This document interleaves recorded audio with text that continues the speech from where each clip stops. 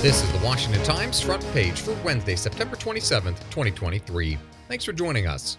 I'm George Gerbo. President Biden joined members of the United Auto Workers Union on the picket line in an unprecedented show of support for those striking against Detroit's Big Three automakers. Jeff Murdoch reports the president's appearance at a GM plant in suburban Detroit marked the first time a sitting president has ever walked a picket line in an ongoing strike in solidarity with workers. In remarks to the workers, the president said the automakers haven't gone far enough for their employees, accusing the companies of hoarding record profits that he says should be shared with union members.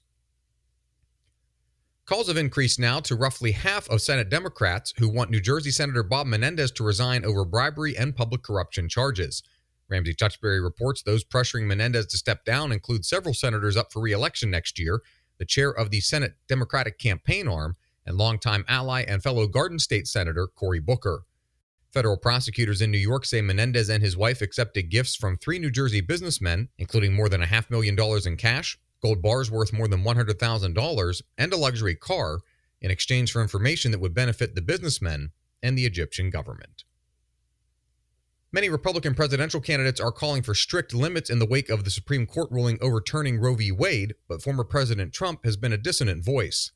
Seth MacLachlan reports Trump refused to endorse a ban on abortion after 15 weeks of pregnancy, while promising to negotiate an agreement that would work for both sides of the GOP.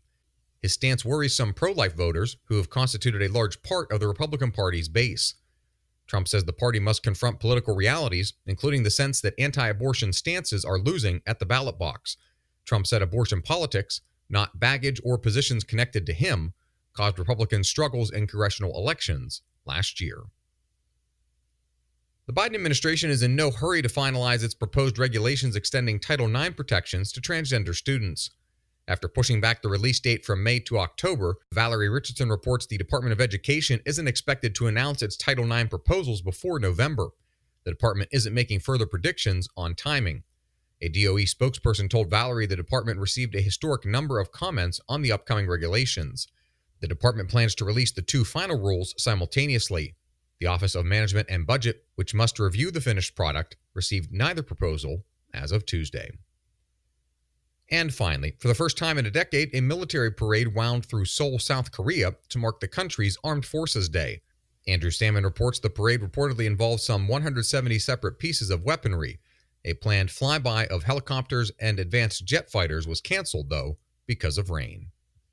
Find all of today's front page stories at WashingtonTimes.com/front page or on the Washington Times app, and find us wherever you get your podcasts. Just search Washington Times in your favorite podcast app. You can also find us on social media at Wash Times for breaking news, sports, commentary, and more. The Washington Times, I'm George Gerbo.